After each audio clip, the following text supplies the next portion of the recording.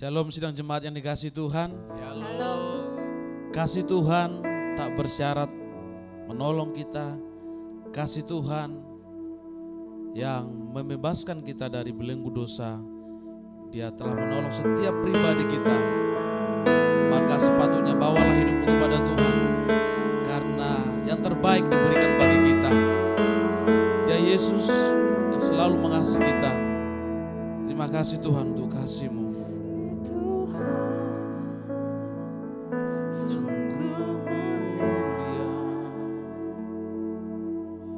Tulus dan sempurna mengasihiku.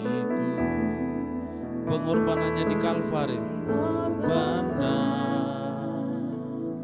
di Kalvari. Sungguh berharga Kau tebus dosaku. Sungguh berharga Kau tebus dosaku. Sekali lagi, kasih Tuhan sungguh mulia.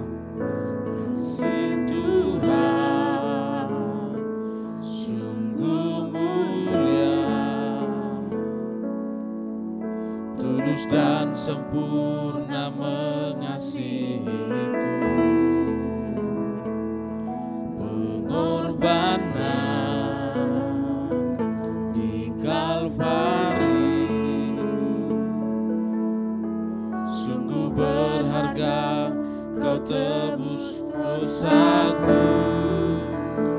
Terpujilah Tuhan Yesus, ditinggikan di atas pujian.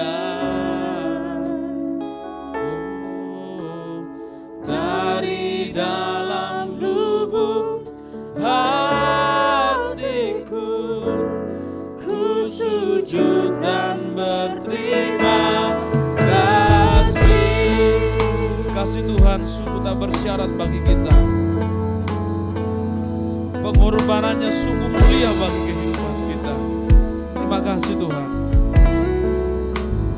Kasih Tuhan tak bersyarat,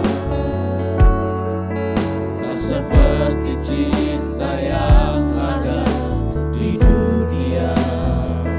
Selalu memberi lebih dari yang layak ku terima di hidupku.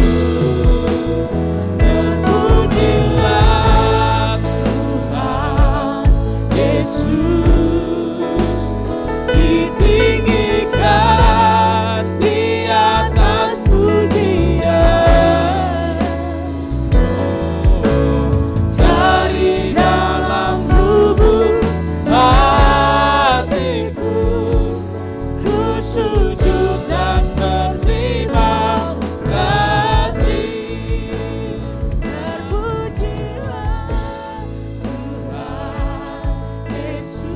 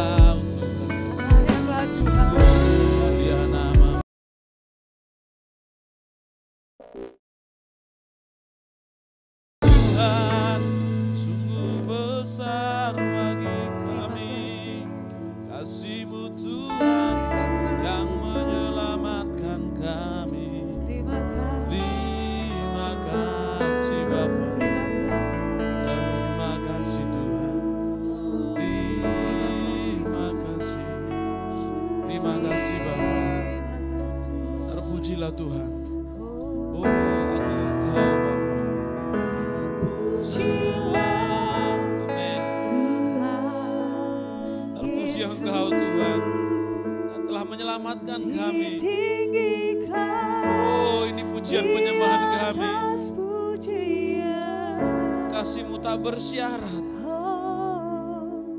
Dari dalam lubuk hatiku, ku sujud dan berterima kasih.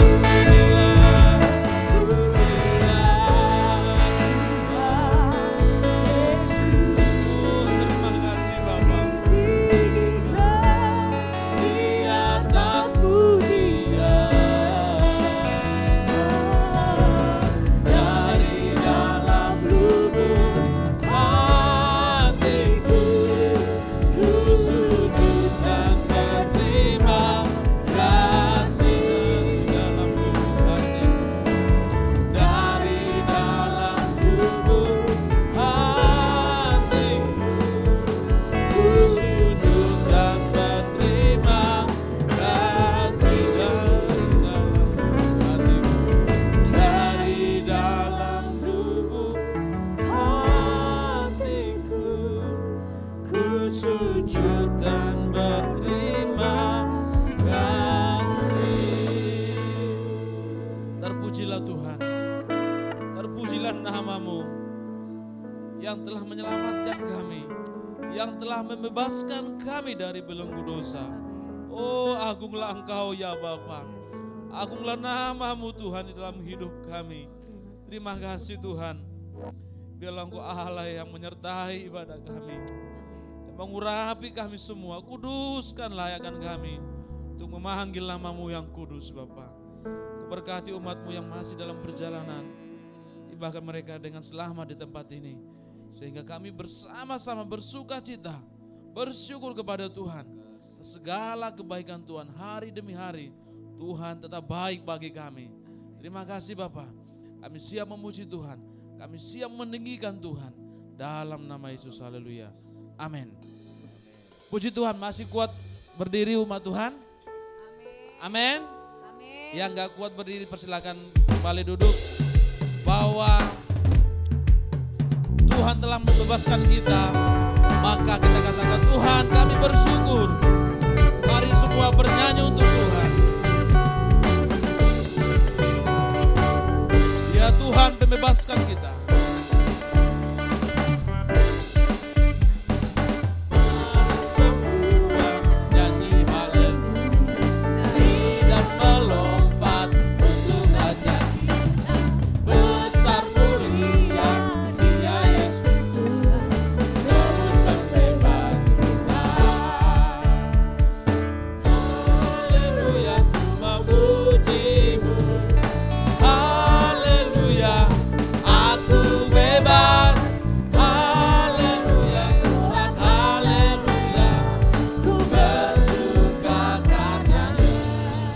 Melihat kita seperti kayak diikat ini, belum ada saya melihat sukacitanya. Padahal pujian ini mengatakan bahwa kita telah bebas. Amin.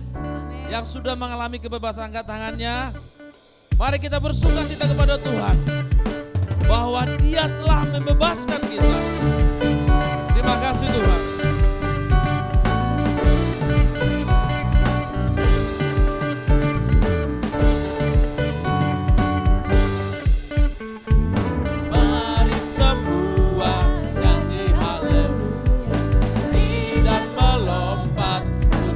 Raja kita besar mulia, Dia Yesus Tuhan, tebus dan bebas kita.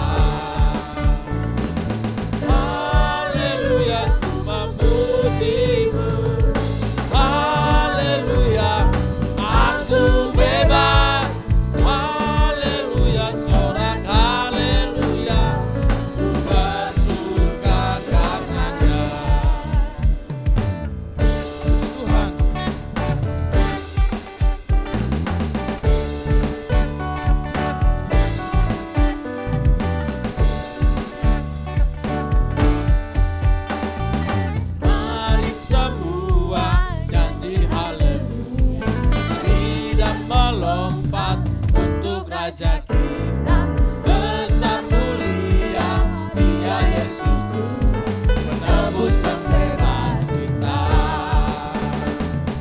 Haleluya, ku memuji-Mu. Haleluya, aku bebas. Haleluya, sorak haleluya, ku bersuka karenanya. Haleluya, ku memuji-Mu. Haleluya, aku bebas. Haleluya, sorak haleluya, ku bersuka karenanya. Mari semua nyanyi haleluya, nyanyi dan melompat untuk Raja kita, besar mulia Dia Yesusku, menebus pembebas kita, menebus pembebas kita, menebus pembebas kita. Puji Tuhan, silakan jemaat kembali duduk. Puji Tuhan, kasih Tuhan yang mengubahkan setiap hidup kita. Kasih Tuhan yang menyelamatkan kehidupan kita. Di akhir pujian ini dipersilakan bagi Bapak Ibu yang ingin bersaksi. Kita nyanyikan pujian kita. Begitu besar kasih Bapa, anaknya yang tunggal telah diberikan bagi kita.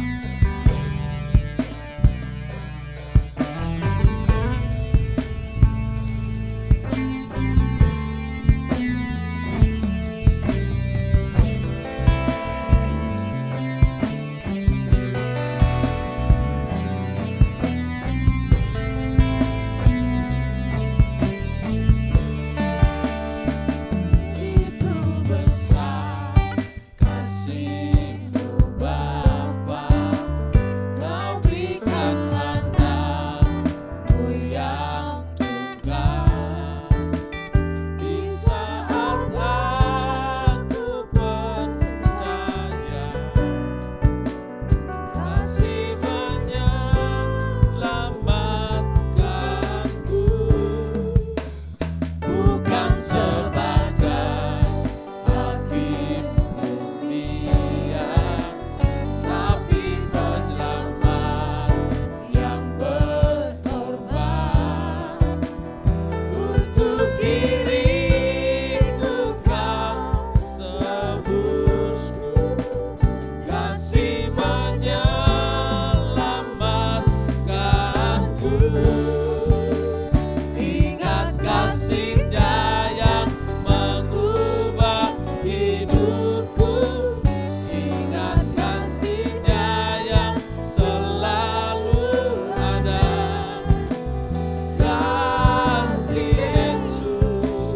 Kasih Yesus bagiku, ingat pilurnya, ingat pilurnya yang sembuhkan lukaku, ingat salibnya yang menebus aku. Oh kasih Yesus bagiku. Kasih Yesus bagiku. Terima kasih Tuhan atas salib-Mu yang telah menolong kami. Terpujilah Tuhan.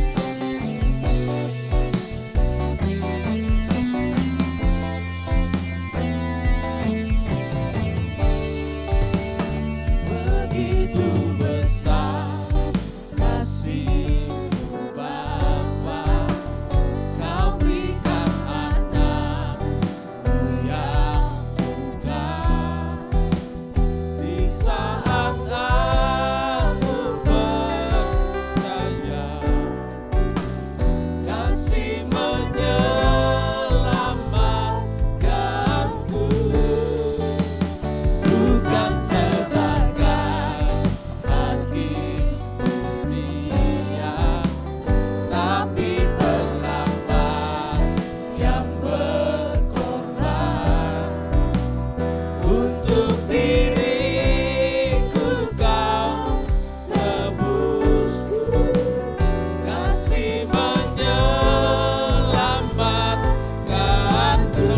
berdiri. Ingat kasih-Nya yang mengubah hidupku. Ingat kasih-Nya yang selalu ada. Oh kasih Yesus, kasih Yesus, bagiku ingat pilu-Nya. Ingat pilu-Nya yang sembuhkan lukaku. Ingat salib-Nya yang menebus aku. Oh kasih Yesus, kasih Yesus, bagiku ingat kasih-Nya. Ingat kasih-Nya yang mengubah hidupku. Ingat kasih-Nya yang selalu ada. Kasih Yesus, kasih Yesus, bagiku ingat pilu-Nya. Ingat pilu-Nya yang sembuhkan lukaku. Ingat salib-Nya yang menebus aku. Kasih Yesus, kasih Yesus, bagiku kasih Yesus. Kasih Yesus, kasih Yesus, bagi kasih Yesus. Kasih Yesus, kasih Yesus, bagiku. Kemuliaan hanya untuk Tuhan. Kasih Yesus cukup bagi kita. Silakan sekalian jemaat kembali duduk. Mari bagi Bapak Ibu yang ingin bersaksi.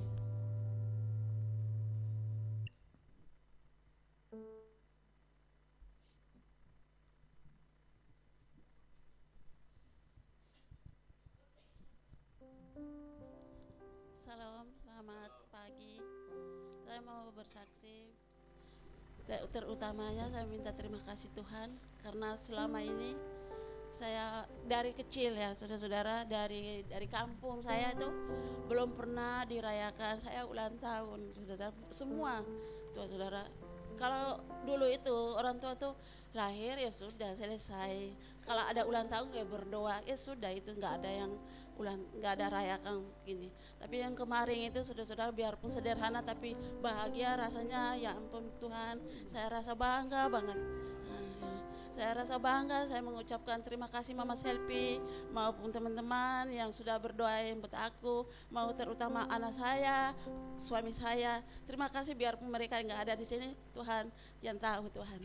Terima kasih Tuhan karena mereka sudah rayakan ulang tahunku, biarpun dari pagi, dari malam mereka sudah siram aku dari kamar sampai masuk di dapur, kamar mandi, aku tinggal telanjang di kamar mandi basah kuyup tuh saudara-saudara. Suamiku kerjain aku, semua saudara-saudara. Saya dari pagi itu, dari malam itu saya tidak tahu, mereka sudah rencana di belakang pintu saudara-saudara. Saya nggak tahu, suamiku tuh sudah tahu. Ma, alasannya kompornya terbakar saudara, panci itu. Ma, masa apa? Aku ini belum bangun, masih jam gitu. Ma, itu loh, di kompor itu ada masa apa? Aku keluar saudara, ternyata air 1 ember itu kenal dapur, basah kuyup semua saudara. Berdua itu yang kerja saya. Saya terima kasih Tuhan, terima kasih buat suamiku, anakku, maupun Mama Selfie, maupun teman-teman saudara-saudara yang sudah doain kalian. Terima kasih Tuhan, Tuhan Yesus memberkati. Selamat ulang tahun kepada Ibu Lucy ya. Tunggu makan-makannya. Yes. Oke, ada lagi Bapak Ibu saudara yang bersaksi?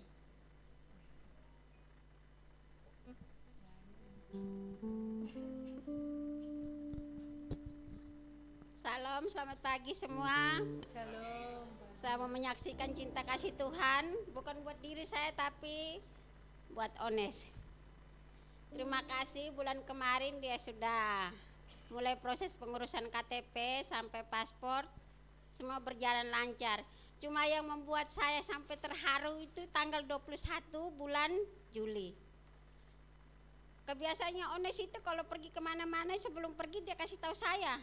Tanggal 18 sama tanggal 21 dia tidak kasih tahu saya. Saya itu tanggal 18 saya bingung, ini anak ini kok berangkat juga tidak kasih tahu saya, tidak bel juga tidak. Saya bingung ini makan minum tapi namanya hati seorang ibu gimana tidak pamit ini nih. Saya duduk harus sudah jam 2 kok nggak ada kabar ini. Hati saya ini cuma satu, KTP-nya ini nih.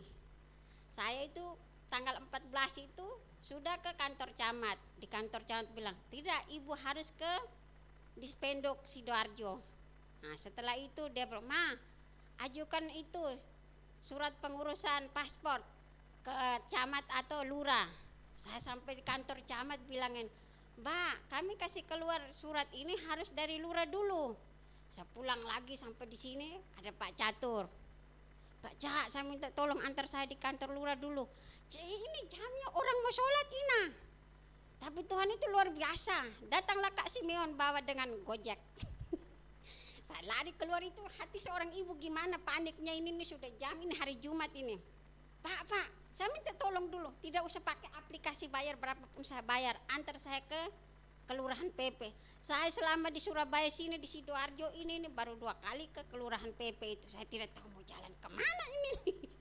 Saya jalan ini mau nanti bayarnya berapa ini saya pikir. Saya turun lagi, Pak Kelurahan PP di mana? Oh Mbak lurus saya sebelah kiri. Sudah sampai di sana saya ketemu ibu itu. Bu saya minta tolong, saya minta itu surat keterangan untuk buat paspor. Gak bisa Mbak, harus ada anaknya. Sebab anak ini sudah itu rekaman di Batu Malang, tinggal hanya minta surat ini saja dia mau buat paspor. Tidak bisa Mbak, harus ada anaknya. Saya putar pulang lagi, Pak Gojek itu juga nunggu. Saya tidak hilang akal lagi, Tuhan itu punya cara banyak. Saya putar lagi di kantor camat sana. Mbak saya minta tolong dulu, tolong saya Mbak, tolong saya ini besok ini sudah mau masuk berkas ini nih. Tanggal 21 itu sudah harus keluar paspor itu. Tidak bisa ini, saya telepon lagi Ones. Nes gimana? Mama ada itu alat cetak, ADS cetak KTP sementara. Ada Nes? Nah sudah. Mama di situ. Semuanya itu dia sudah kirim di HP ku. Ayo Mbak, cepat dong Mbak. Ini sudah jam bagi saya oya yang di kecamatan. Ayo Mbak, cepat Mbak, ini jamnya sudah lewat ini Mbak, tolong saya. Akhirnya kasih keluar habis besok sore Marcel datang, saya titip ke Marcel. Tanggal 18 itu yang saya cerita tadi dia pergi tidak pamit saya. Jam 2 siang itu saya telepon, Nes gimana? Mama, siapa KTP sudah keluar. Di situ tuh sahabat Tuhan terima kasih. Jalan yang lain tidak bisa tapi Tuhan buka jalan yang lain lagi. Setelah itu semuanya selesai, dia bilang Mama berdoa ya. Tanggal 21 itu pengajuan percepatan paspor. Iya. Itu juga sama dia pergi tidak pamit saya. Saya ini bingung. Aduh Nesku di mana? Telepon WA juga tidak bisa ini nih. Kurang 10 menit setengah 5 ini nih semua kantor pasti sudah tutup. Tapi Tuhan Yesus itu luar biasa. Mama bantu doa. Ini sudah jam begini pasporku belum keluar. Habis itu siapa? Nes ada Tuhan berdoa. Setengah 5 itu dia telepon, Mama, saya paspor sudah keluar. Itu saya itu kayaknya di tempelang itu saya berdiri di meja, telepon situ. Aduh Tuhan Yesus terima kasih ini saya sampai lompat di situ kayak orang gila ini. Tuhan Yesus terima kasih kok tolong anakku ini luar biasa ini nih. Saya tidak punya apa-apa tapi ya Tuhan itu selalu tuntun dia. Saya juga selalu segala sesuatu harus doa karena kita tidak bisa berjalan sendiri tanpa pimpinan Tuhan. Semuanya selesai. Tanggal 26 dia tidak dapat tiket di Surabaya, dia dapat tiket Jakarta. Itu saya kasih tahu Nes, tanggal 26 mau berangkat, naik mobil foto kirim ke Mama. Sampai di mana kau turun harus kasih tahu saya. Jadi dia sampai di Jawa Tengah kasih tahu, di Bandung kasih tahu, sampai di Jakarta jam ini dia kasih tahu. Dia mau naik pesawat sekalipun juga dia harus kasih tahu. Jadi sampai di Malaysia itu juga dia kasih tahu, Ma, saya sudah di Malaysia, saya sudah masuk di hotel. Itu Ones perjalanan itu harus apa? Satu itu memang kita berdoa tapi namanya pamit orang tua itu penting Nes. Oh gitu teman, iya. Jadi semuanya itu tuh Saya bilang apa? Itu tuh seizin Tuhan yang luar biasa buat saya, buat Ones. Jadi kami cuma hanya minta tanggal 1 dia pulang dari Malaysia. Sebelum dia pulang itu dia telepon, Ma, bantu doa karena nanti bulan depan mungkin mereka pakai lagi kami. Jadi sahabat, ya berdoa Nes. Karena hidup kita itu hanya dengan doa. Biarpun kita punya uang banyak, harta banyak, tapi kalau kita tidak doa itu semua itu hancur. Akhirnya sampai di sini, Nes kamu tidak mampir di panti? Tidak Ma, karena orang sudah datang jemput. Jadi dia bilang, Ma, saya lewat ini. Ya iya itu sedati asri itu sudah dekat itu. Jadi saya tidak bisa mampir ke panti Ma, karena langsung jemputan dari Malang sudah ada. Jadi saya itu yang pengurusan paspor itu cuma dalam hatiku, sahabat Tuhan. Biaya pulang pergi berapa buat anakku, buat saya ke dispenduk gimana. Tapi Tuhan itu tahu ya kebutuhan kita ini. Uang berapa pulang pergi. Tapi Tuhan sediakan buat orang untuk antar dia ke Kediri untuk urus dia paspor itu. Jadi pulang pergi selama 2 kali itu dia tidak bayar karena Tuhan sudah sediakan sopir. Karena sopir itu harus selesaikan tugasnya karena mereka mau pakai anak-anak. Jadi saya tidak bisa berkata-kata banyak, cuma minta bantuan doa buat Ones. Kalau memang seizin Tuhan, mungkin bulan depan mereka pergi lagi. Terima kasih buat doanya semuanya, Bapak Gembala, Ibu Gembala, kita semua bergandengan tangan. Kita tetap berdoa bahwa anak-anak kita ke hadapan Tuhan, karena anak ini bukan milik kita. Tuhan hanya titipkan ke kita, kita kembalikan ke Tuhan. Apapun untuk kedepannya, kita percaya sama Tuhan. Tuhan pasti berikan yang terbaik buat anak-anak kita. Puji Tuhan.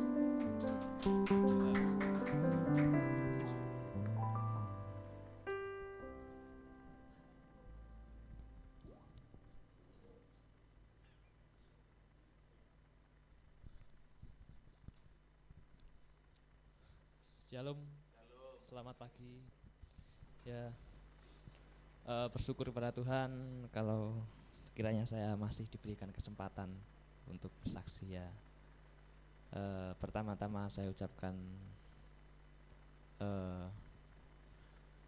terima kasih kepada Bapak Gembala dan Ibu Gembala dan juga kepada seluruh sidang jemaat yang ada di Healing Insight ya.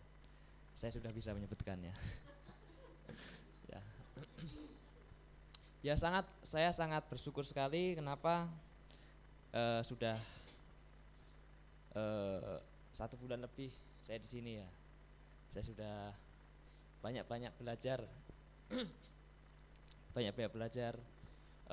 tentang pelayanan, tentang kehidupan yang sebenarnya lah gitu lah ya. Kehidupan yang sebenarnya, juga belajar musik juga. Ya, saya mengucapkan terima kasih. Itu yang pertama. Dan yang kedua, melalui kesempatan hari ini saya juga mau, ya betul, saya mau berpamitan. Saya mau kembali ke bumi sebelah. Kembali ke Surabaya di Setia ya, seperti itu. Ya, saya berharap apa yang saya dapatkan dari sini, apa yang saya pelajari, ya tentunya banyak jatuh bangunnya juga, banyak salahnya juga. Ya, tetapi saya bersyukur ya. Ada orang yang memperhatikan saya gitu. Banyak sekali orang yang memperhatikan saya. Dari hal-hal kecil sampai ke hal-hal yang cukup besar. Ya, kiranya Tuhan memberkati itu semua. Ya, begitu. Ya seperti itu aja sih kesaksian saya. Saya bingung ngomong apa. Sebenarnya banyak sekali yang ini mau saya katakan, cuman sepertinya nggak ada bahasa yang bisa mengatakan itu. Kiranya Tuhan memberkati. Terima kasih.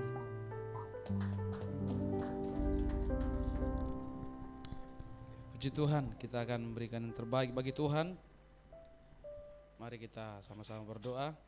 Bapa yang di surga, kami bersyukur untuk segala kemurahan bagi kami. Terima kasih Bapa, hari ini Engkau memberikan kami kesempatan lagi untuk memberi apa yang Tuhan telah berkati kami Bapa. Biarlah Engkau berkati kami semua dalam nama Yesus. Amin. Bagi petugas persembahan dipersilakan.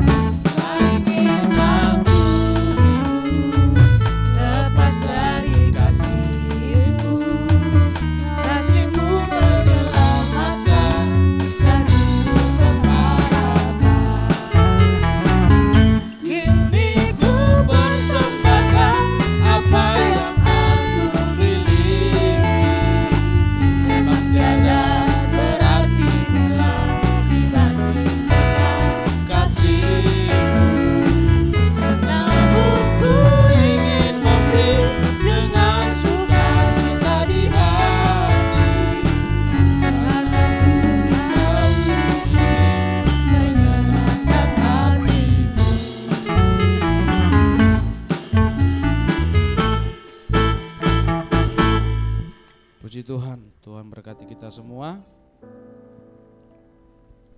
Kita akan mendengarkan firman Tuhan yang menolong setiap kita, yang membuat iman kita bertumbuh semakin setia dalam mengikuti Dia. Terima kasih Tuhan untuk segala kebaikan-Mu, segala kasih-Mu dalam hidup kami.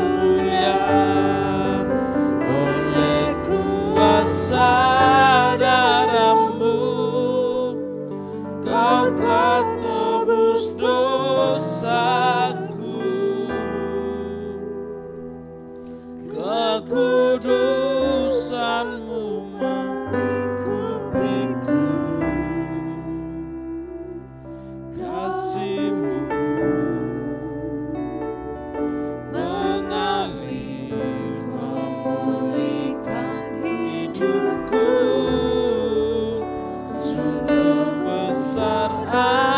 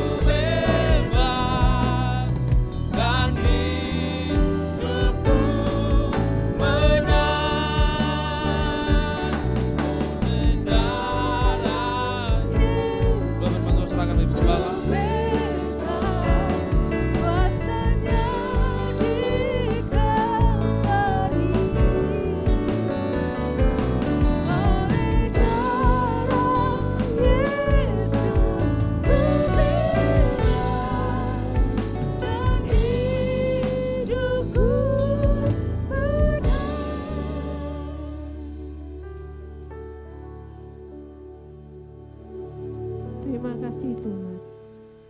Jika saat ini kami bisa berkata, aku sudah bebas dari setiap keterikatan dosa, itu oleh karena darah Yesus yang sudah bekerja dalam setiap hidup kami. Terima kasih Tuhan. Terima kasih Yesus. Terima kasih buat pengorbanan-Mu yang sudah membebaskan kami, sehingga setiap kami menjadi anak-anak yang memperoleh kemerdekaan, terutama kemerdekaan dari dosa itu. Kami tetap membutuhkan Engkau Tuhan. Kami tidak mau lengah, karena kami tahu hanya bersama dengan Tuhanlah kami bisa akan menjalani hidup ini dengan sukacita, tidak jatuh bangun dalam dosa lagi. Tuhan yang menolong setiap kami, dan Tuhan sangat mengerti setiap kelemahan kami. Itu sebabnya Tuhan, dengan sungguh kami berkata, kami butuh Tuhan di hidup kami. Kami sangat membutuhkan Engkau dalam seluruh kehidupan. Terima kasih Bapa. Saatnya kami akan mendengarkan firman Tuhan sebagai tanda rasa kasih sayang-Mu yang luar biasa kepada kami. Ajari kami meresponinya dengan mengucap syukur. Ajari kami meresponinya dengan memberikan hati kami dengan tulus ikhlas, sehingga setiap firman yang kami dengarkan hari ini bekerja membuat hidup kami semakin baik di hadapan Tuhan. Terima kasih Bapa. Kau akan memberkati dan menolong Bapak Gembala yang akan menyampaikan firman Tuhan, Roh Kudus yang akan memimpin, sehingga pemberitaan firman-Mu bisa berjalan sesuai dengan maunya Tuhan. Dalam nama Yesus kami sambut firman-Mu. Haleluya. Amin. Silakan duduk jemaat Tuhan.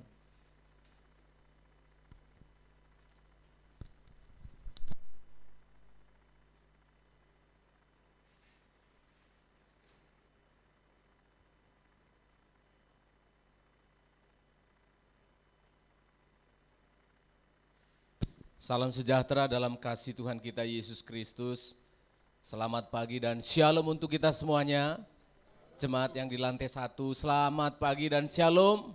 Shalom. Demikian juga dengan saudara-saudara yang berkesempatan untuk mengikutinya lewat YouTube Primer atau siaran tunda kita. Mari kita akan membaca terlebih dahulu dalam kitab Nabi Yesekiel. Nabi Yesekiel,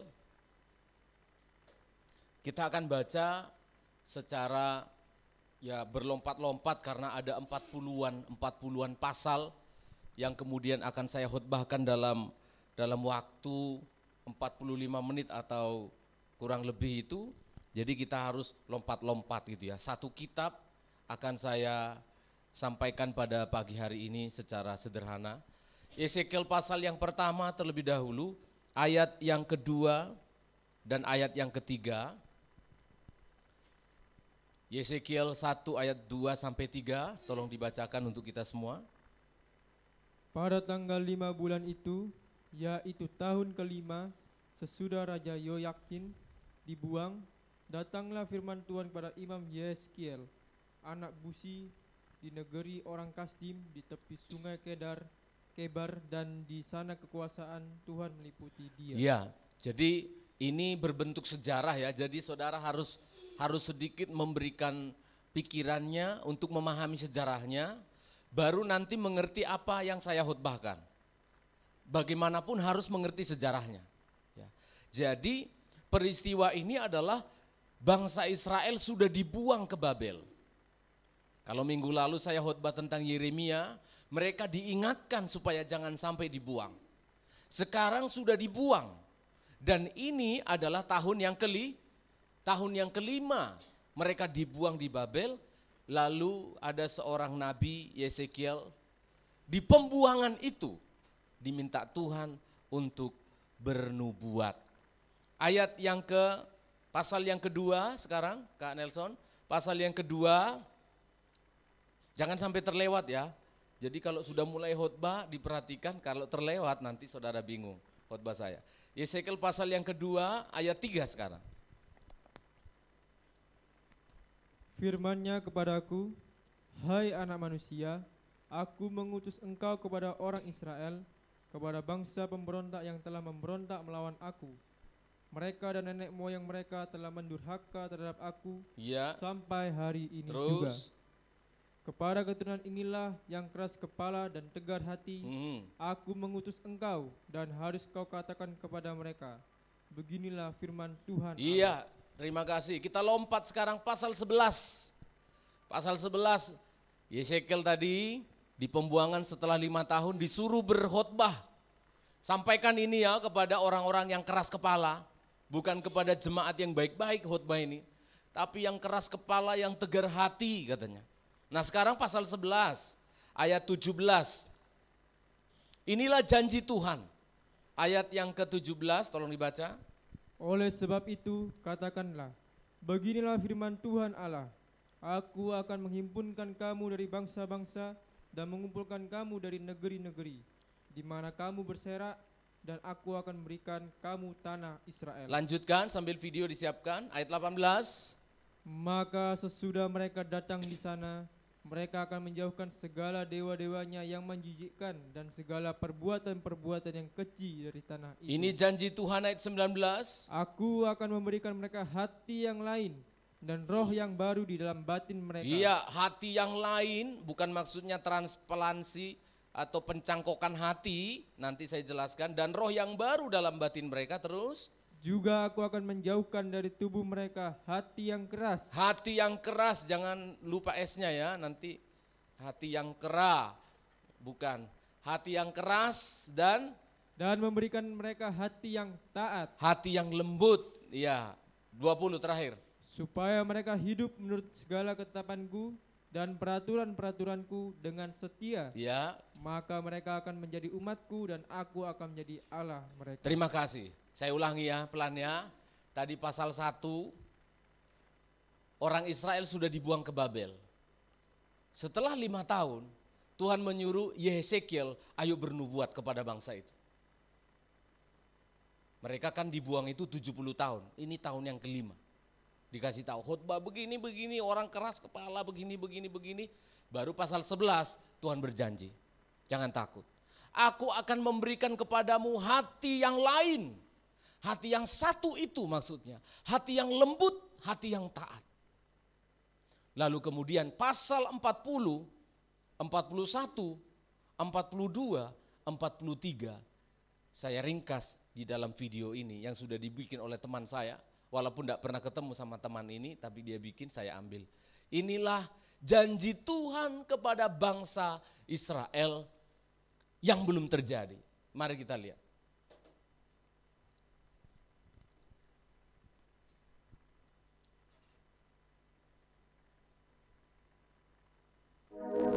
Ini Yesekiel pasal 40.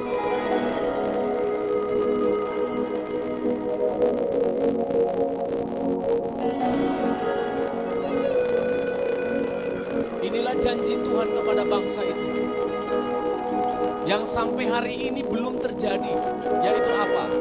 Sebuah bait Allah. Ukuran-ukurannya jelas.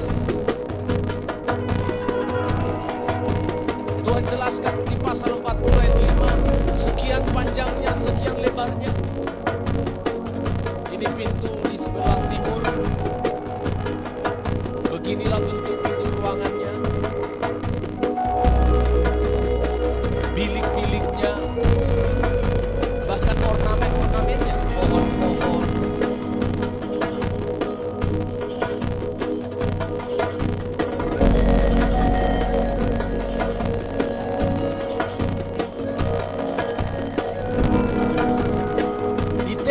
Secara detail Allah berbicara kepada Yesekiel. Inilah semua ukuran.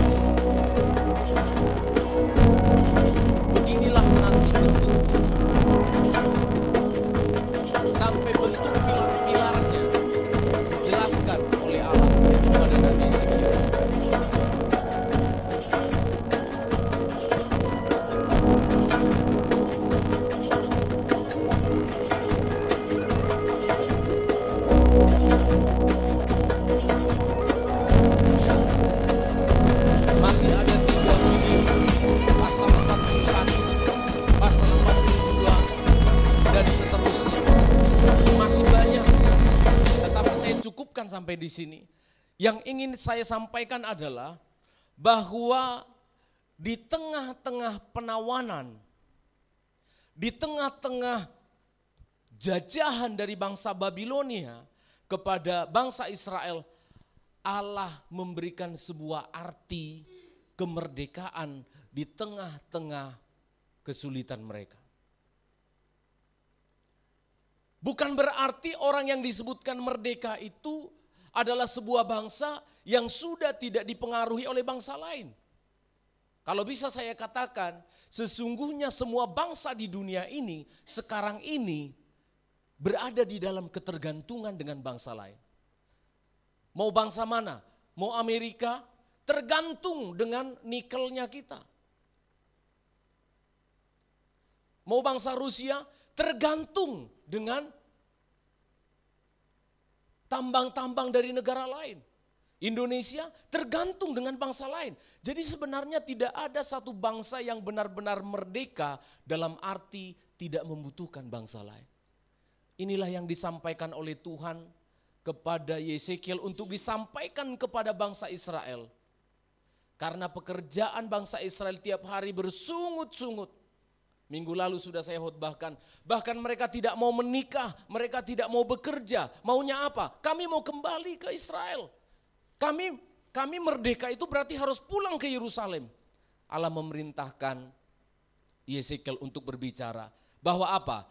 Bahwa kemerdekaan yang sesungguhnya tidak boleh dipahami dengan kemerdekaan secara fisik. Kamu harus memahami arti kemerdekaan yang sesungguhnya. Dan Tuhan berjanji kepada mereka, inilah nanti bait suci yang akan kuberikan kepadamu ketika nanti, sampai hari ini belum terjadi, tapi ini adalah nubuatan bahwa di atas bait suci Salomo yang sekarang ada Masjid Al-Aqsa di atasnya.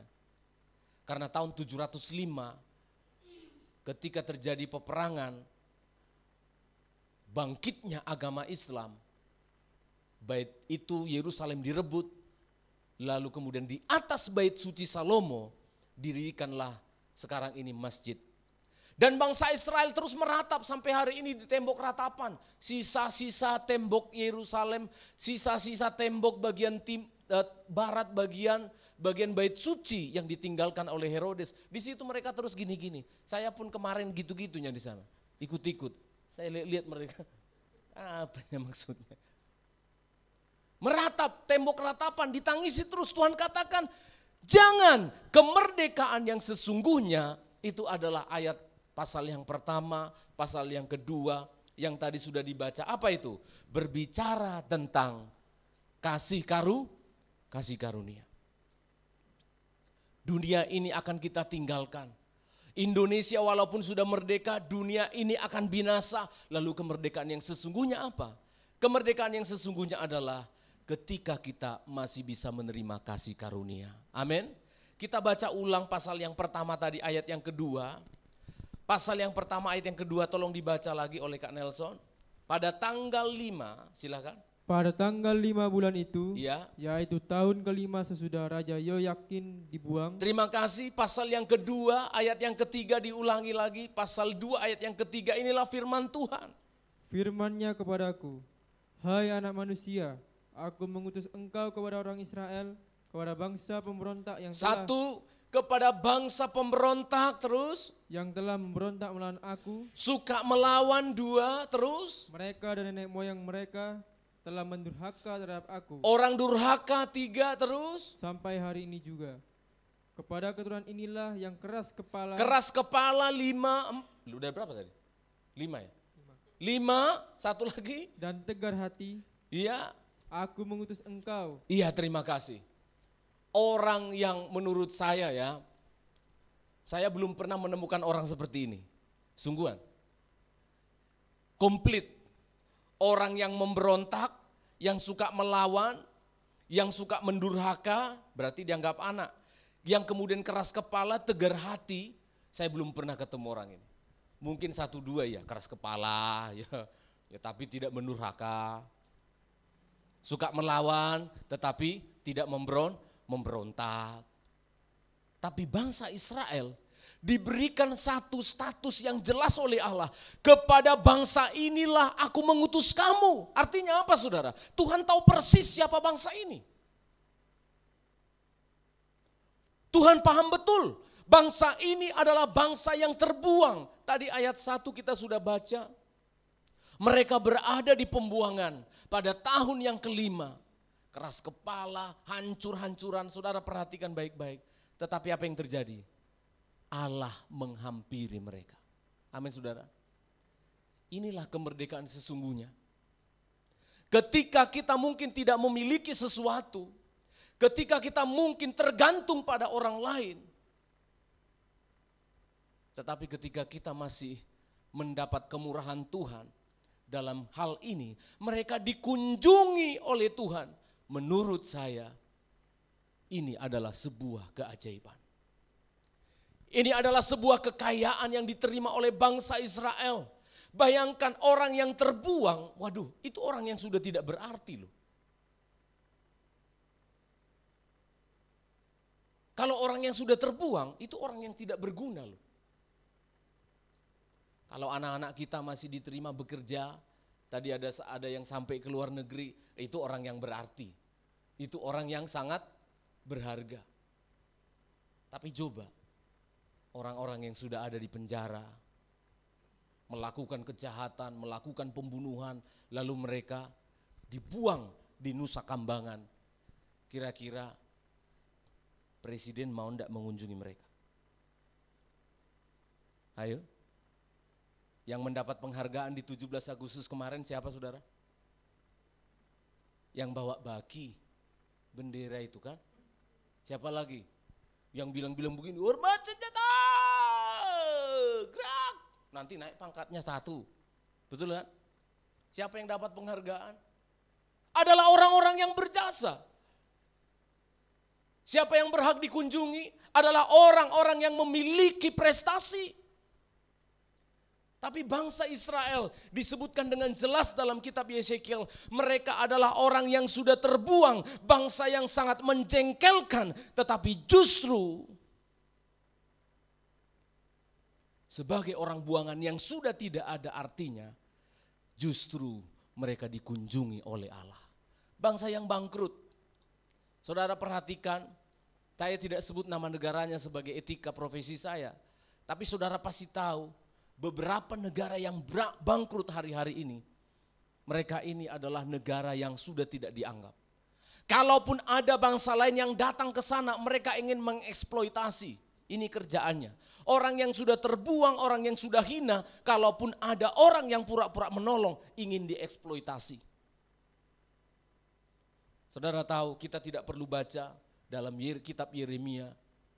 Yang tinggal Yeremia pasal yang ke-52, semua dibawa, tawanan-tawanan itu dibawa ke Babel. Yang tinggal di Yerusalem siapa? Orang-orang lemah. Orang-orang yang sudah sakit-sakitan nunggu mati. Siapa lagi? Ibu-ibu yang sudah tua. Anak-anak yatim piatu. Dan yang terakhir, orang-orang yang sudah mulai miring. Dan orang-orang yang dibawa ke pembuangan semuanya harus tunduk kepala. Berjalan dari Yerusalem menuju Irak. Babilonia itu sekarang Irak namanya, Irak kota, daerah Irak. Mereka harus tertunduk. Tidak ada orang yang dibuang itu begini. Halo, ya bagaimana? Tidak ada, semuanya harus tertunduk untuk menghargai nyawanya. Tidak boleh tegak kepala, harus tertunduk dan berjalan. Tetapi saudara perhatikan, hati saya sangat bersyukur membaca nats ini. Karena Allah masih diberikan, di dalam hati Allah itu masih ada muatnya, masih ada ruang untuk apa? Untuk memberikan kasih karunia-Nya. Tentu akan ada banyak ruang di dalam hati Allah untuk memberikan kasih karunia-Nya kepada bangsa ini. Yesekiel diutus. Yesekiel, tidak ada lagi yang bisa diharapkan di Yerusalem. Orang-orang gila ada di sana. Orang-orang lemah yang sudah nunggu matinya saja ada di sana. kamu biar kamu ada di pembuangan. Aku minta kamu berbicara kepada mereka. Aku datang mengunjungi mereka lewat engkau, Yesekiel. Ini pentingnya hadirnya seorang hamba Tuhan. Ini pentingnya hadirnya seorang gembala.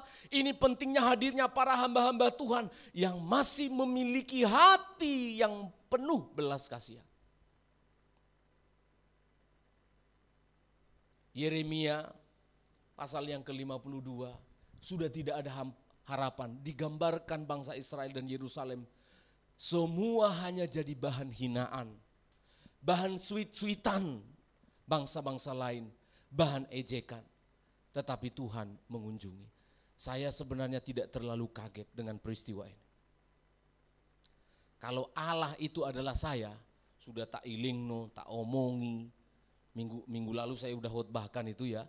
Sudah lama diingatkan Manasye sampai Hizkia, Zedekia sampai Yoyakin, zaman Yoyakin yang ini tadi, tahun ke-5. Diingatkan. Kalau saya, waktu mereka jadi orang buangan, aku tak rasakno, ya kan? Kalau Tuhannya itu saya, udah ngerti? Ini parah, ini parah. Iya kan? Waktu mereka jalan itu, lo, udah kan? Lo, rasakno kan? Tapi memang jauh sekali bedanya karakter Allah dengan karakter kita. Coba kita membaca Kejadian pasal yang ke-3.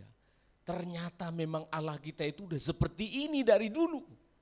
Ini karakter Allah yang harus kita tiru. Kejadian pasal yang ke-3 ayat yang ke-9. Demikian firman Tuhan. Ya. Tetapi Tuhan Allah memanggil manusia itu dan berfirman kepadanya. Memanggil manusia yang mana? Sudah ketakutan. Adam dan Hawa sudah bersembunyi. Dia tahu dia berdosa, dia tahu dia salah. Yang ajaibnya, walaupun Allah sudah tahu mereka berbuat dosa, dikunjungi, ditanyai. Ketika manusia dalam ketakutan dan mereka merasa sudah tidak berguna, justru Allah menghampiri mereka. Lanjutkan pembacaan itu, mohon maaf saya potong-potong pembacaannya ya. Dan berfirman, ya, di manakah engkau? Apa jawabnya? Ia menjawab, ya. Ketika aku mendengar bahwa engkau ada dalam taman ini, aku menjadi takut, karena aku telanjang, sebab itu aku bersembunyi. Iya, aku takut, sebab aku dalam kondisi yang hina, aku dalam kondisi yang telanjang, dikatakan Adam dan Hawa. Mereka ketakutan, tetapi Allah menghampiri. Saudara perhatikan baik-baik. Allah menghampiri, tidak peduli latar belakangnya yang 5 tadi, keras kepala, mendurhaka, tegar tengkuk dan sebagainya, tidak peduli. Saya juga tidak mengerti bagaimana cara Tuhan bisa melakukan itu. Tapi dia menghampiri mereka. Mengunjungi mereka. Itulah yang dikatakan oleh Yesus dalam Injil Matius. Ketika dia mengatakan kepada orang, hai kamu yang nanti aku taruh di sebelah kananku di hadapan Bapa. Duduklah, berbahagialah bersama dengan Tuanmu. Hai kamu domba-domba yang disebut sebelah kanan. Kenapa? Karena waktu aku sakit, engkau membesuk aku. Waktu aku di penjara, engkau mengunjungi aku. Waktu aku tidak punya makanan, engkau memberikan aku makan. Inilah kemerdekaan yang sejati. Kemerdekaan bukan hanya kepada orang yang bisa membeli bendera yang banyak. Kemerdekaan bukan hanya bagi mereka yang bisa merayakan syukuran di malam 17-an dengan makanan yang berlimpah. Kemerdekaan yang sesungguhnya ketika kita masih menerima kasih karunia Allah. Amin saudara. Dan orang-orang yang tadinya sudah tidak berguna, orang-orang yang sudah tidak berarti itu adalah saya dan saudara. Alihkan sekarang pandangan saudara kepada bangsa Israel yang tegar tengkuk. Jangan sampai engkau berkata, aku lebih baik dari bangsa Israel. Jangan sampai kita berkata, aku lebih bagus kualitasnya dari bangsa Israel. Kamu orangnya. Hanya Tuhan tidak menunjukkan kesalahan dan kekuranganmu, kekotoranmu dan kejahatanmu dan saya. Kita yang tahu diri kita. Amin saudara. Kamu juga tidak berguna. Saya juga tidak berguna. Tetapi puji Tuhan. Dia menghampiri kita. Dan memberikan kemerdekaan yang sejati kepada saya. Apa itu? Grace. Kasih karunia Allah yang berlimpah. Mengapa? Karena ternyata orang lapar tidak butuh ceramahmu. Karena ternyata orang sakit tidak butuh penghakimanmu. Kamu sakit karena kamu nakal kan? Dia tidak butuh itu. Ternyata orang yang sudah divonis di pengadilan lalu di penjara tidak butuh khotbah-khotbahmu tentang apa? Menunjukkan kembali kesalahannya. Apa? Orang lapar butuh makan. Amin saudara. Orang yang terbuang butuh diterima. Amin. Orang yang berdosa butuh kesempatan yang kedua. Inilah yang diterima oleh bangsa Israel. Jangan membuang orang yang sudah terbuang. Jangan menolak orang yang sudah ditolak. 1 bulan yang lalu saya mengajar mata kuliah padat. Setiap hari saya mengajar saudara, namanya mata kuliah pastoral ministry atau penggembalaan, pelayanan penggembalaan. Ada 9 orang mahasiswa saya ingatkan kepada mereka sebagai gembala, jangan pernah menutup pintu gereja untuk orang berdosa.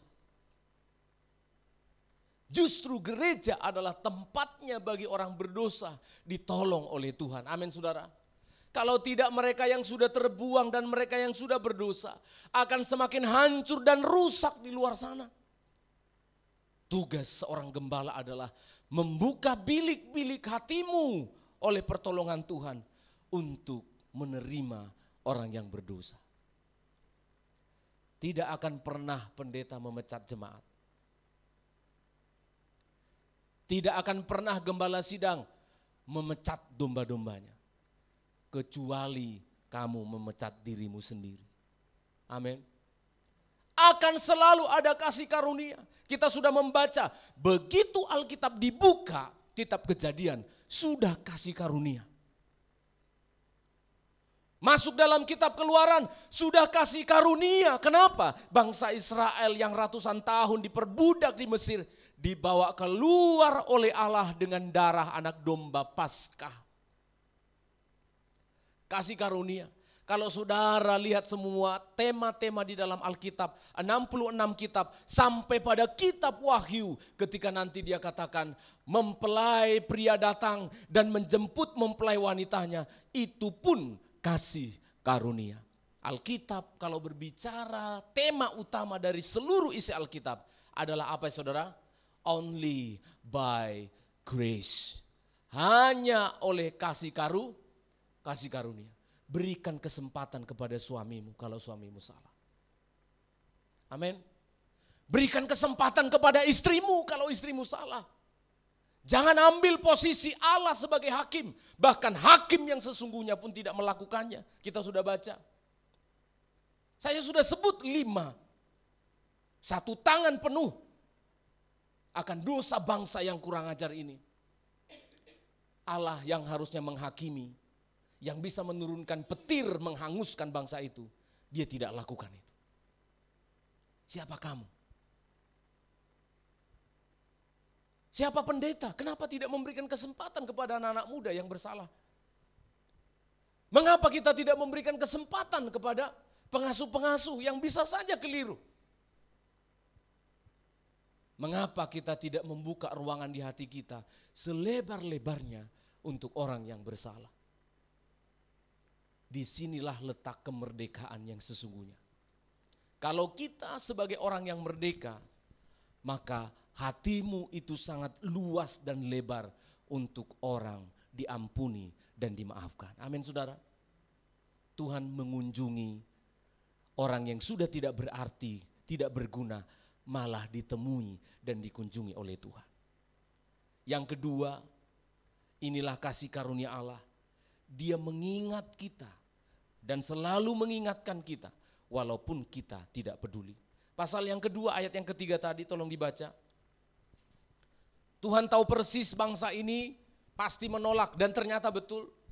Tapi dia terus berbicara. Hati saya bersyukur mendapatkan firman Allah seperti ini. Luar biasa. Pasal 2 Yesekiel ayat 3 dan 4 tolong baca. Firman-Nya kepadaku, hai anak manusia, Hai Yesekiel, terus. Aku mengutus engkau kepada orang Israel. Bangsa yang bagaimana? Kepada bangsa pemberontak. Pemberontak. Yang telah memberontak melawan aku. Terus. Mereka dan nenek moyang mereka telah mendurhaka terhadap aku sampai hari ini. Ya, juga. perhatikan ada keterangan ya. Dari nenek moyang mereka sampai hari ini. Berarti Tuhan tahu ketika Yesekiel nanti berpidato, berceramah juga tidak akan didengar. Tapi Allah tidak pernah berhenti. Just talk.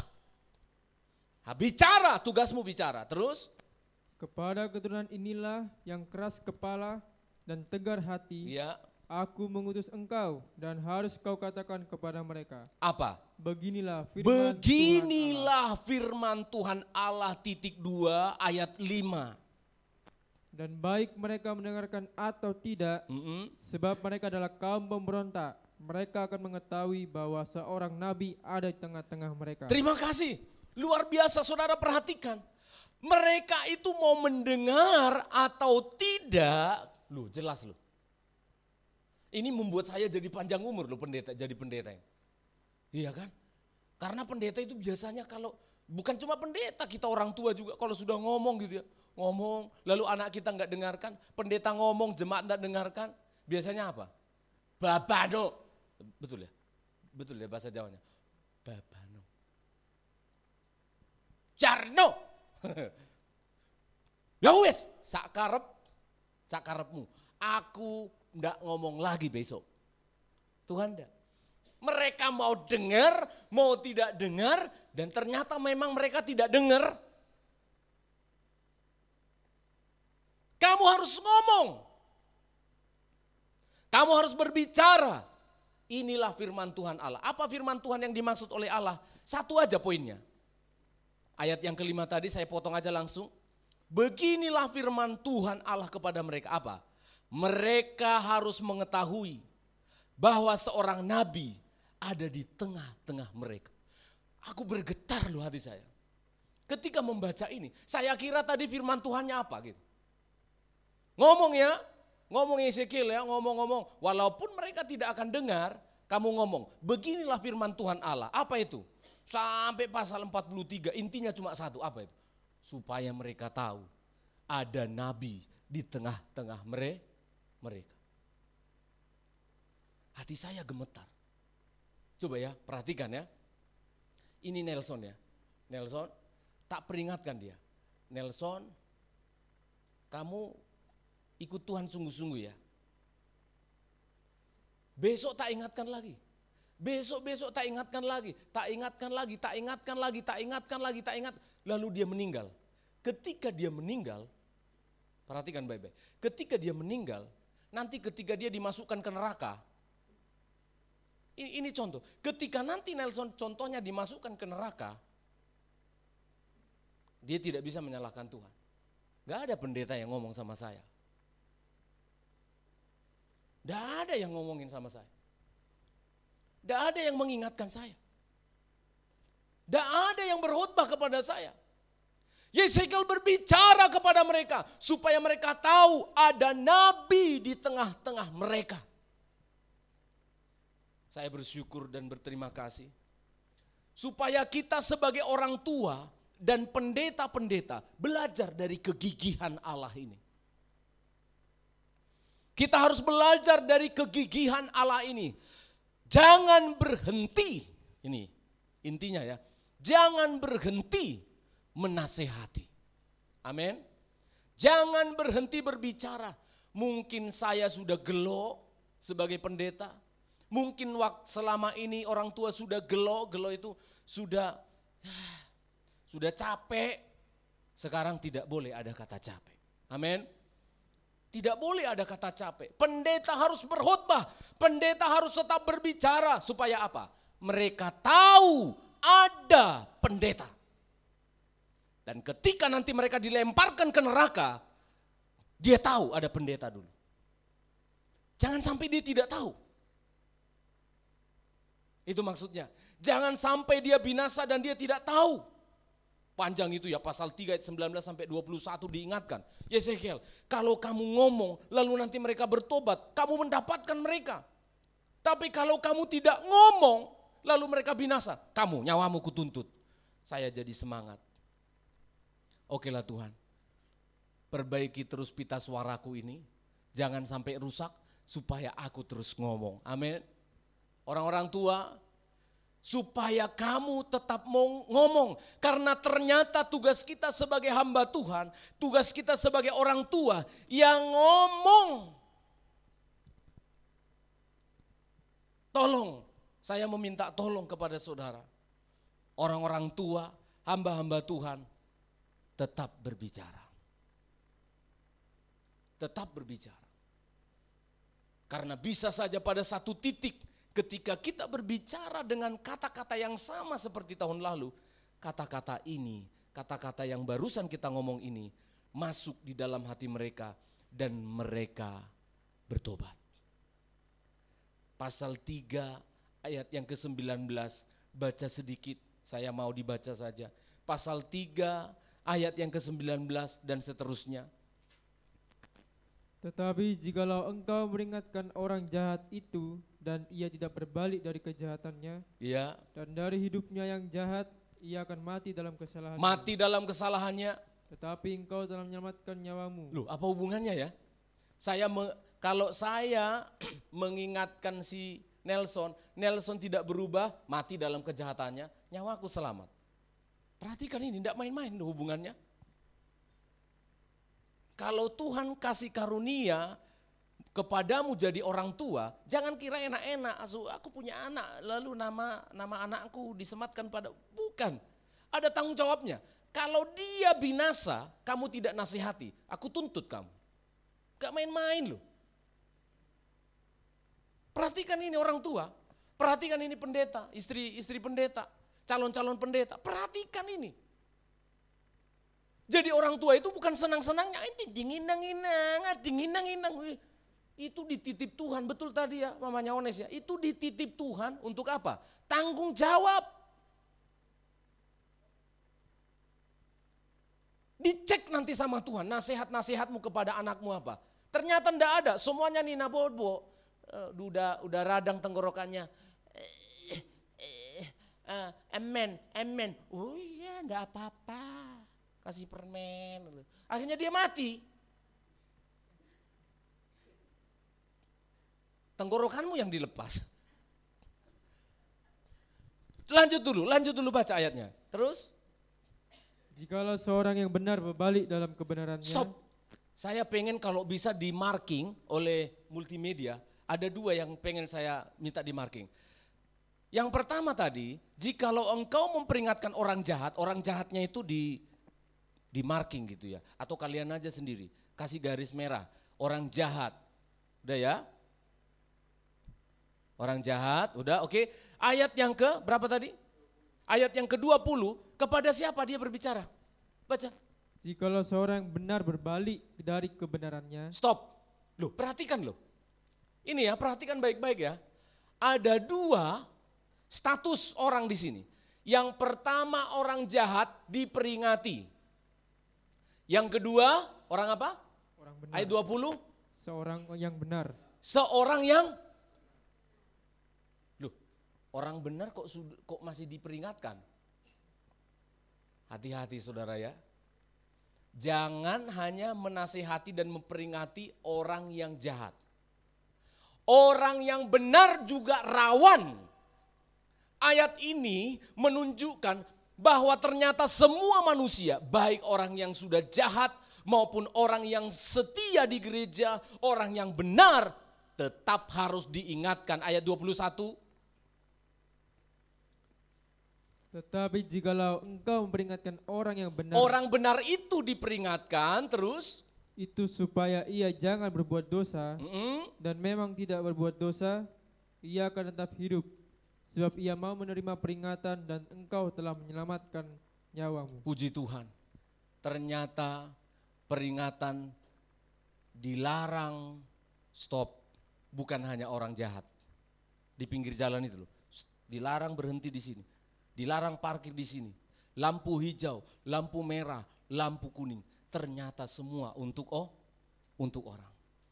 Kita seringkali orang-orang tua terkecoh. Kita seringkali para pendeta, gembala-gembala sidang terkecoh ketika melihat sidang jemaat. Oh, ini paling setia, ini paling rajin. Udah gak usah dinasehati. Bilang aja terus, bagus kamu, bagus kamu. Setia, bagus kamu. Saudara tidak tahu, di gereja dia pendeta kelihatan, di sana di luar dia pendekar. Tidak ada ternyata manusia yang baik.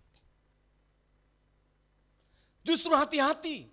Kalau kita melihat ada jemaat itu yang sudah sungguh-sungguh setia, anak kita itu kelihatan alim, soleh dan soleha. Firman Tuhan berkata apa? Elingno. Amin. Ingatkan. Kalau orang yang sudah setia saja saya ingatkan terus di sini, apalagi kamu yang tidak setia. Mana jemaat yang tidak pernah ke gereja? Senin, Kemis, Senin, Minggu enggak ada, Selasa ada, Minggu tidak ada. Saudara paham ini? Tidak ada yang boleh terluput dari teguran. Dan jangan ada di dalam hati jemaat, entah itu istri saya, anak saya, entah itu penatua, entah siapapun saudara, termasuk saya. Jangan pernah bilang begini, hati-hati. Saya berkhotbah tentang dosa, lalu saudara bilang, bukan untuk saya lagi hidup benar. Berbahaya kamu. Nanti kamulah orang yang bilang begini, bukankah aku sudah berseru Yesus, Yesus waktu praise and worship, aku yang paling keras. Yesus, oh Hosana. Tuhan bilang apa? I don't know you. Aku gak kenal kamu. Ngeri loh saudara, termasuk pendeta. Aku loh pendeta yang paling terkenal, di sinode aku ketua loh. Bukankah aku adalah gembala? Tuhan bilang, aku tidak kenal kamu, kamu pembuat kejahatan. Amin. Jangan pernah colek lagi teman-temannya ketika firman Allah menegur, ini untuk kamu. Amin. Amin. Amin.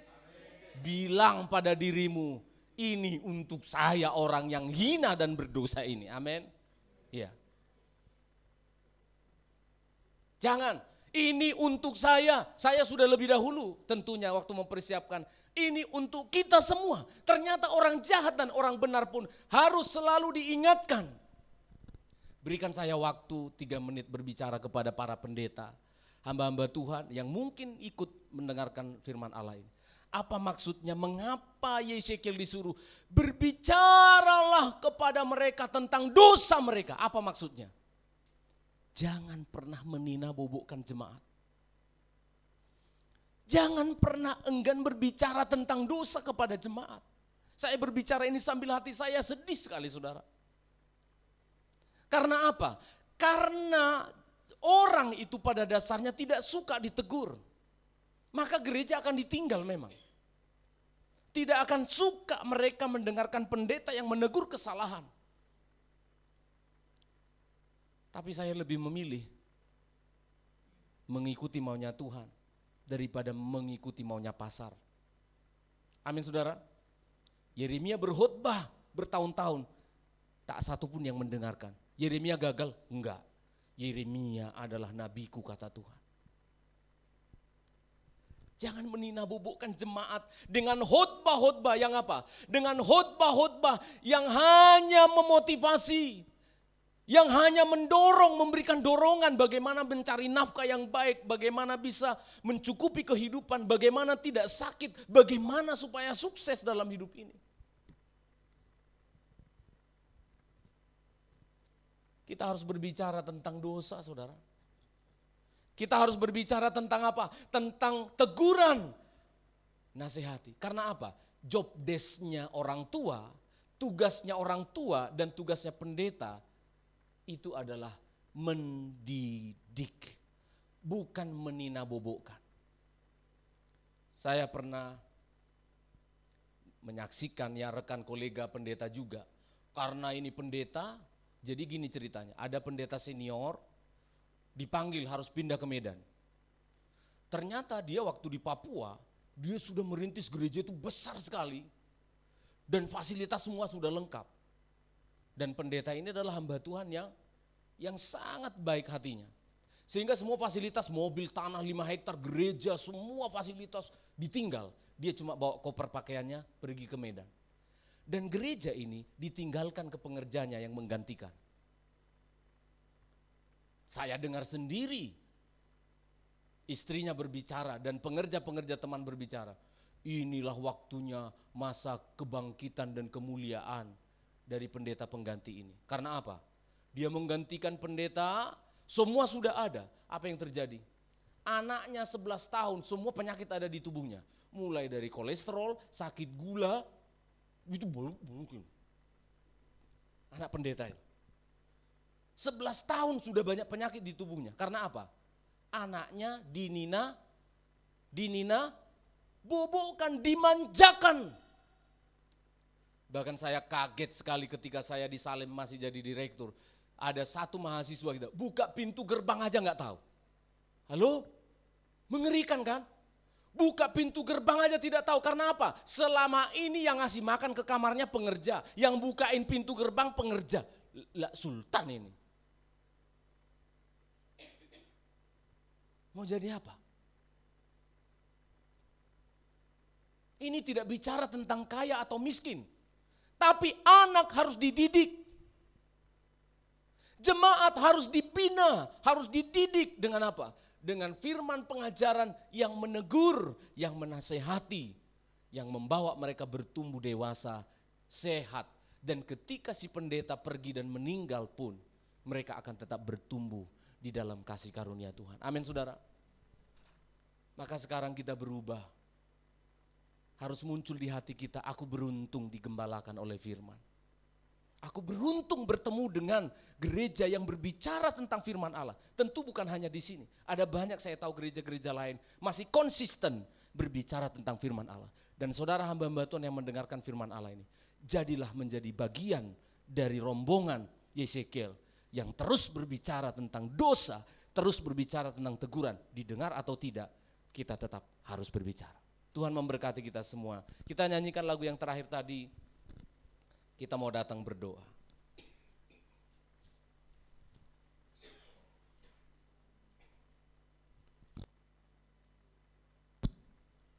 Kami mengucap syukur Tuhan. Kami berterima kasih Tuhan untuk anugerah-Mu. Kami bersyukur mendapat kesempatan pada pagi hari ini untuk kembali diperbaiki oleh Tuhan lewat firman-Mu. Engkau menasihati kami Tuhan. Engkau tidak memanjakan kami hingga binasa. Engkau mendidik kami agar kami bertumbuh dewasa. Agar kami menjadi manusia yang baru. Terima kasih Tuhan. Lagu yang terakhir kita nyanyikan bersama-sama.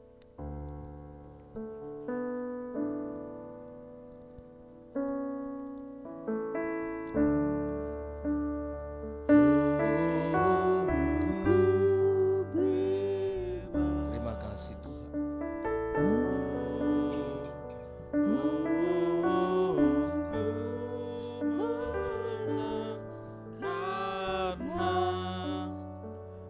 Kasihnya pada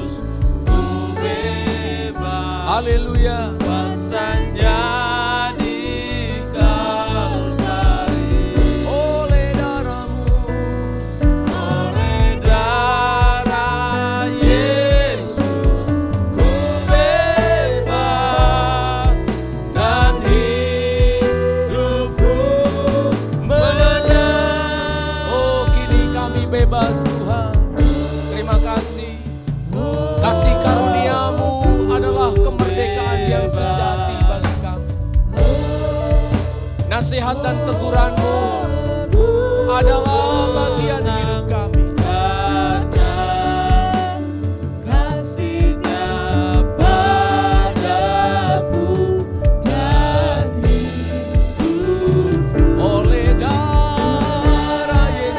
Mari kita berdiri bersama-sama.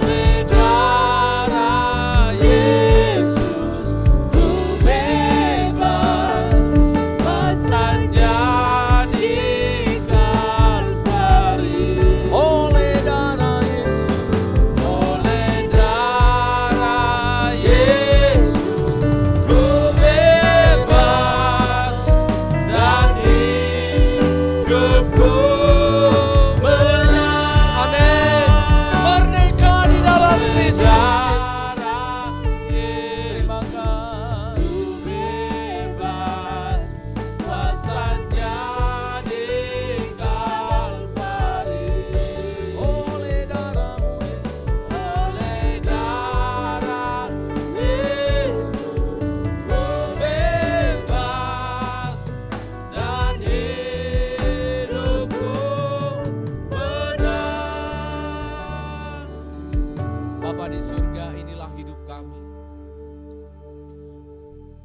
Kamilah jemaat yang tegar hati, susah diberitahu, memberontak terhadap firman-Mu. Ini bahkan sudah melewati pertengahan tahun ini kami digembalakan, begitu banyak firman yang kami dengar. Kami tegar hati. Tapi Engkau mengunjungi kami. Setidaknya setiap minggu raya seperti ini, Engkau mendatangi kami dengan kasih. Engkau tidak menolak kami. Engkau tidak membuang kami.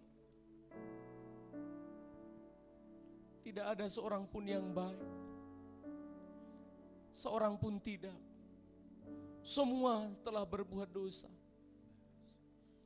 Kami adalah orang yang sudah terbuang dan tak berarti, tidak berguna. Engkau mengunjungi kami Tuhan. Engkau mengasihi kami. Engkau menemui kami dalam kekurangan kami. Maka kami bersyukur. Maka jiwa kami bersyukur. Bersyukur. Berulang kali kami jatuh dalam dosa. Berulang kali kami tidak setia melanggar firman. Kasih karuniamu, kasih karuniamu cukup.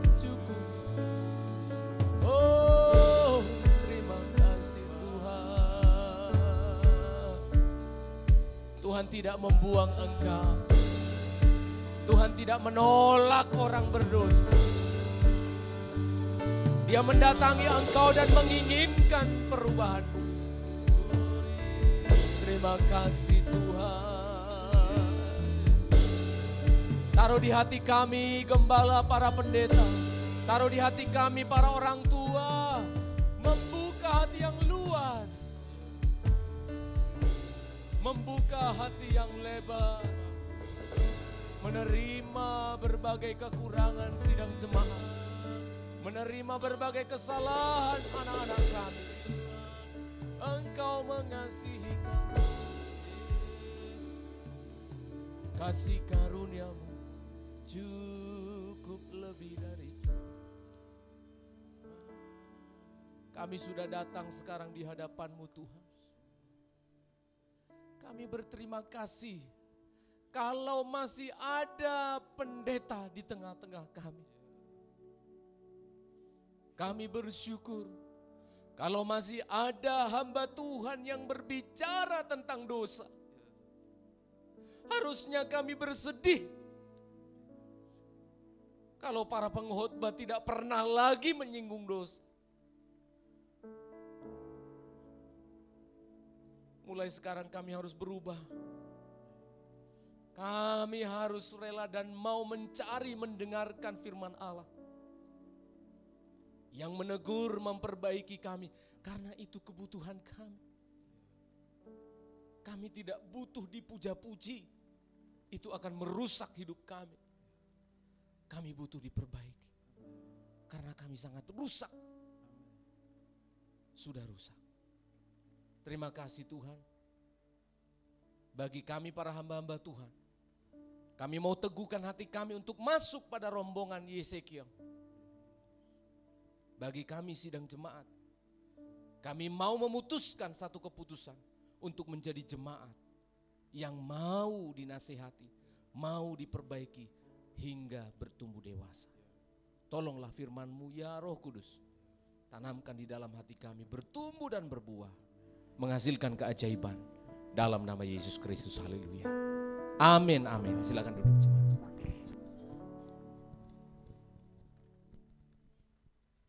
Puji Tuhan, kita telah diberkati oleh firman Tuhan. Kita akan memberikan persembahan yang kedua. Mari kita sama-sama berdoa. Bapa yang di surga, kami bersyukur untuk firman-Mu yang telah menolong kami. Terima kasih Bapa. Dan sebentar juga kami belajar lagi untuk memberi apa yang Tuhan telah berkati bagi kami. Biarlah Engkau memberkati kami dalam nama Yesus. Amin. Puji Tuhan, persilakan kepada petugas persembahan.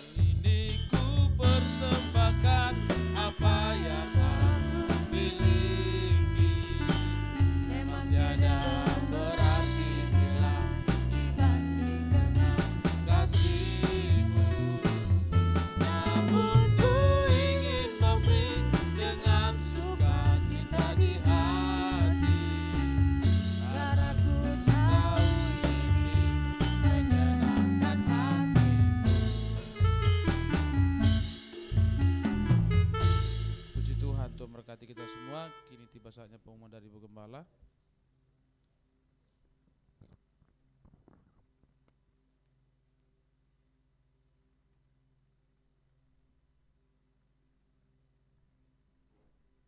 Pengumuman untuk kita sepanjang minggu ini, ibadah doa hari Selasa di tempat ini tidak ada, ya.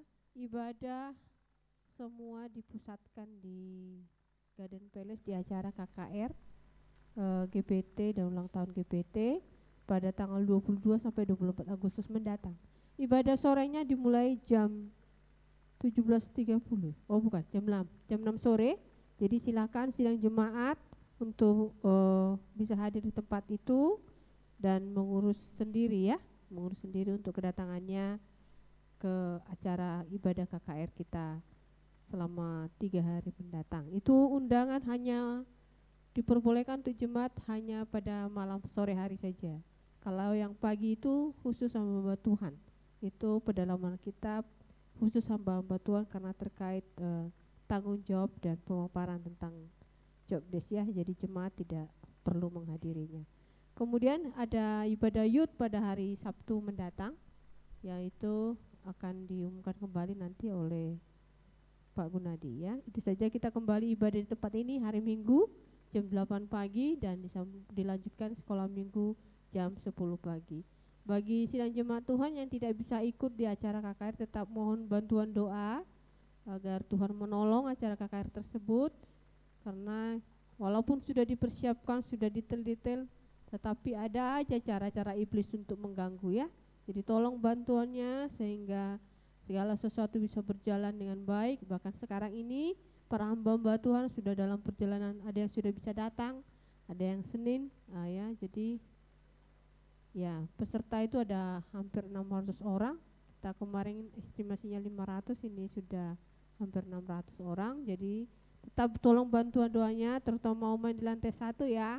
Tetap doakan, dalam jam-jam doanya doakan kami juga, karena saya juga terlibat dalam panitia, supaya Tuhan tolong dan berikan kesehatan dan nama Tuhan dipermuliakan. Dan kesempatan ini juga nanti di Youth juga nanti akan disampaikan. Terima kasih untuk Latif yang sudah bergabung dengan kami beberapa minggu di tempat ini.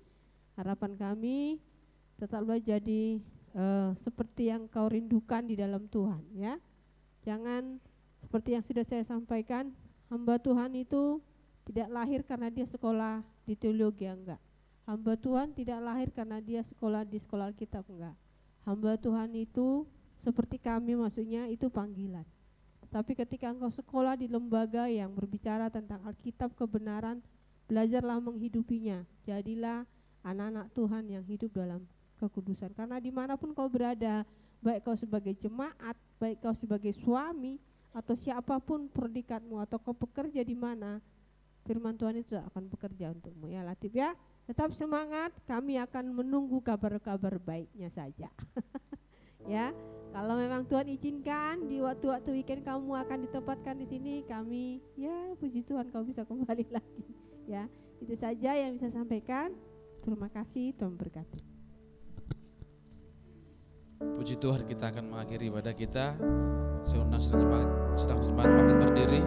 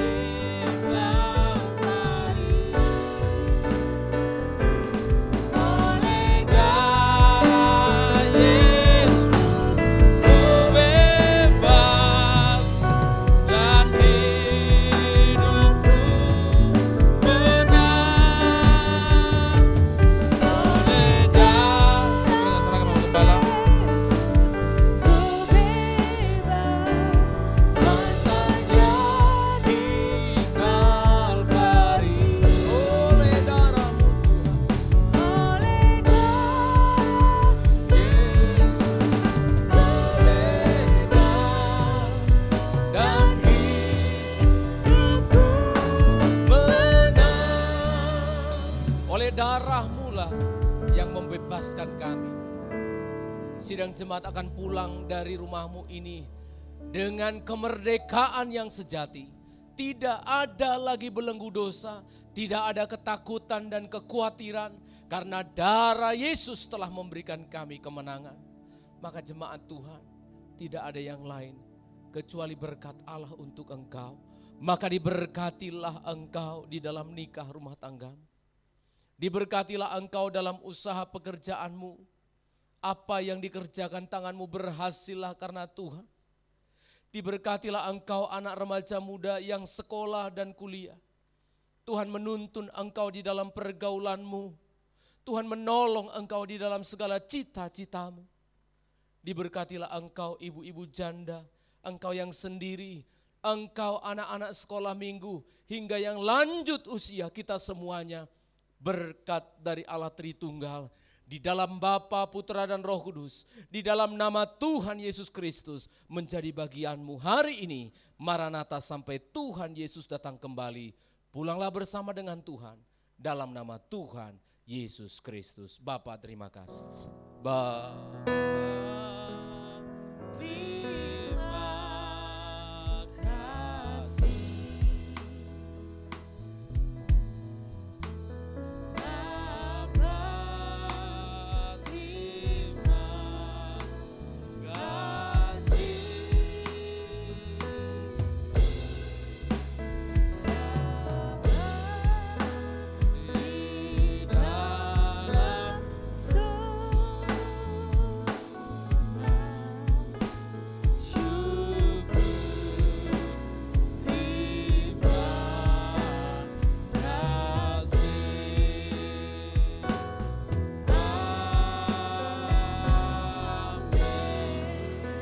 selesai. Tuhan berkati kita semua.